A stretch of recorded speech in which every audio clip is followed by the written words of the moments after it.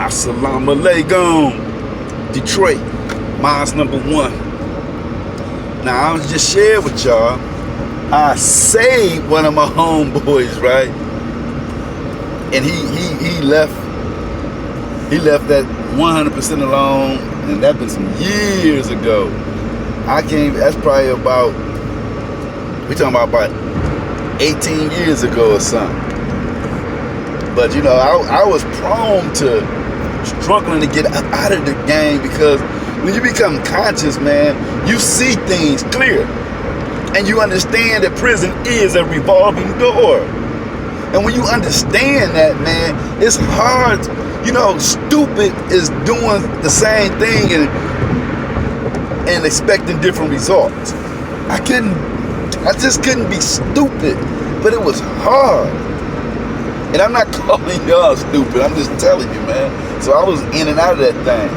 You know, it was hard for me to leave the game this last time. Now I left the game 3 times. It took me 3 times to get up out of that joker, right?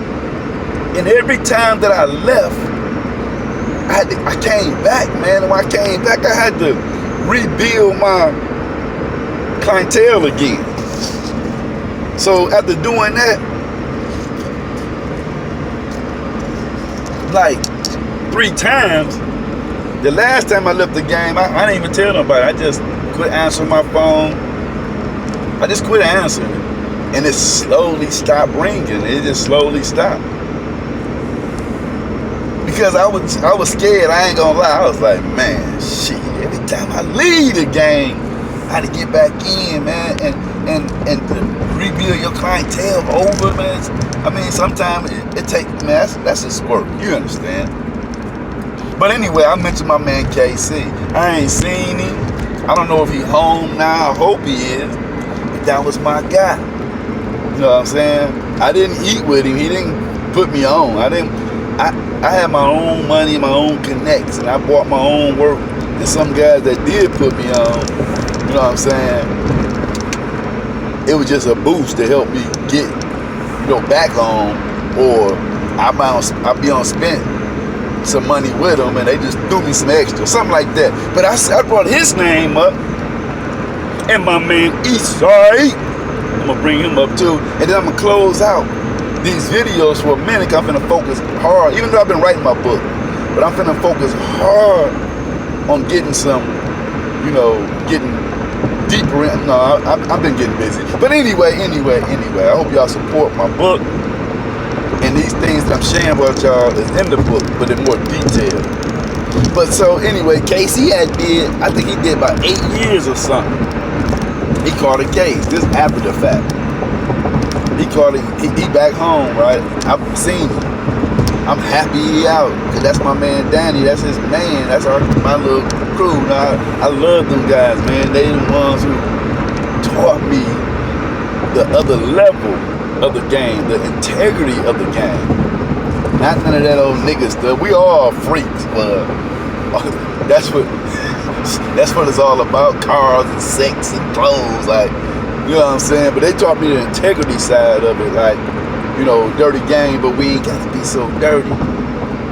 That part. But long story short, we was talking. I was happy to see him, and you know, he ain't know I had been out of that, you know, messing with that stuff. And on top of that, he when I was, you know, when we was running together, he wasn't my supplier at all. I was messing with Danny, and so he don't know what I can handle or mess with or work with or do.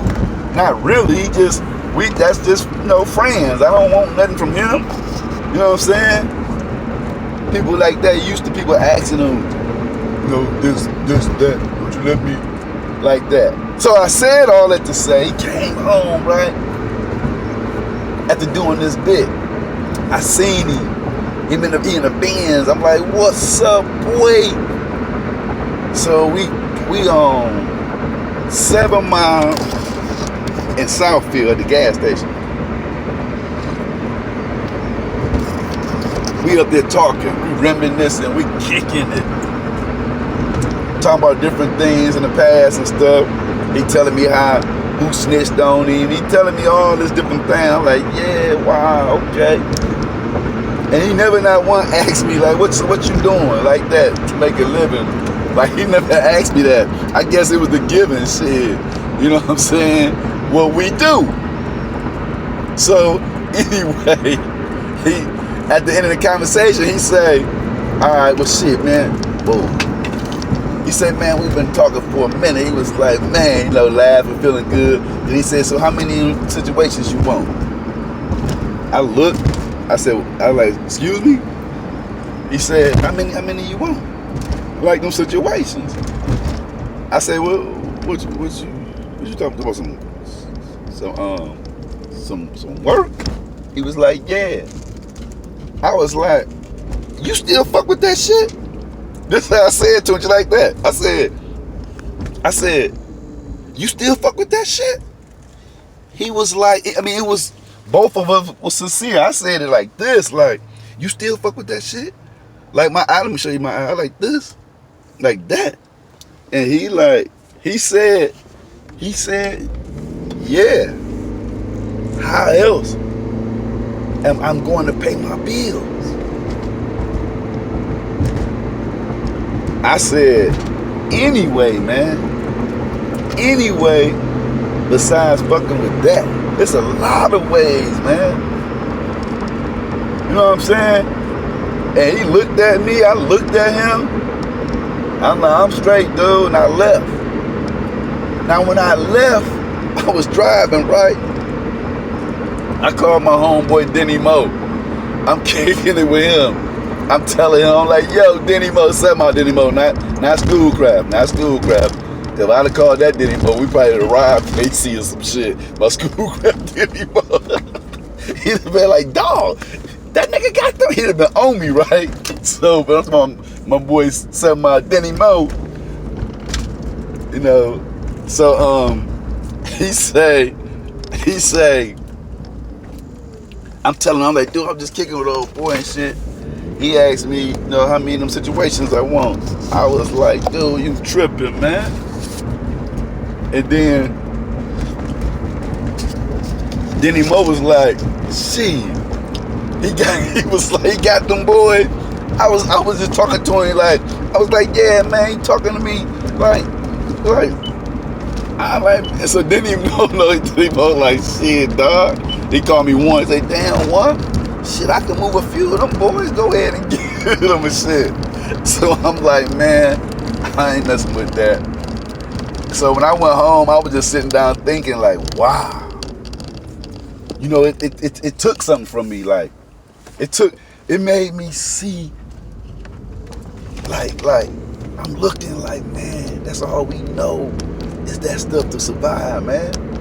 It's a grown man. This man older than me. I'm 51 right now. That means he about 55. But he didn't tell me this last year, and I'm just saying. So that's, you know, back then, I probably was about 35 or something. And I listen to this grown man, about 40 or something. And that's what he said. And I'm looking like, man, you know, we get caught with that shit. We get natural life. You don't even come home, man. Back when I was in the game, man, you get caught with 650 grams, you get natural life. It was these women, guys who selling that shit, they mothers and they girlfriends and wives got that law changed, man. They fought like hell to get that 650 law changed, man, because that was unconstitutional. Get somebody natural life for that shit. So this is my last story right here, man. My boy Eastside, right? Now this my man. This my man. I love him, man. This my guy. But I changed on all my guys. You know, I became Muslim and I grew away from them, but I still hustled a little bit and did my thing to get myself up out of that, right? It took a little minute though, don't get it twisted. But he did 10 years, came home.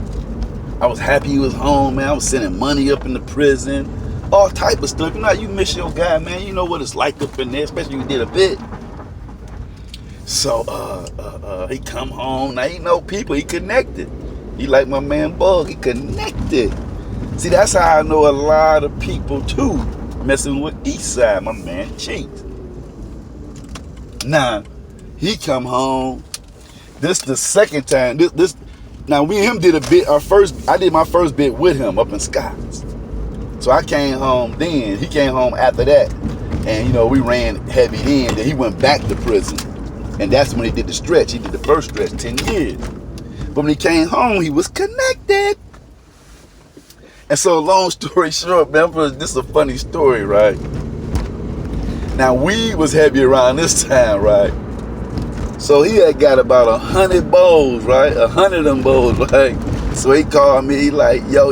Now, I put some bowls, and you get out dates with that. So he telling me this, that, and that. I'm like, all right. When I get a chance, I'm going to fall through. Long story short, I go over there where he at, right? He in the house, he breaking them down. I'm in there with him, kicking it with him, right? We in the dining room. The damn kitchen window is at the side of the house. So the window wide open, blinds wide open. So what I'm trying to say, the neighbors can see directly into the house we in. Like, we didn't even know this. And so, but mind you, we didn't pay attention to it. I was leaving out, get ready to go or do something. And I said, yo, the police outside, right? I'm looking like, whoa. I'm walking to the door like, whoa. I come back like, yo, the police outside. You know what I'm saying? He like straight up. So now we trying to like get stuff together. We don't know. We ain't paranoid like that. Because if they was going to do, they're going to do it. But they went next door. So I looked out the window. I said, dawg, look at the window. He looked. He was like, shit. I said, oh, man. Now I'm thinking like, did they call the police on him? Because they looking dead at us? This is what I'm thinking to myself, right? I got to tell y'all, man. I'm going to close out on the next one, y'all. I got to tell y'all the next one. I do the last video. Assalamu alaikum.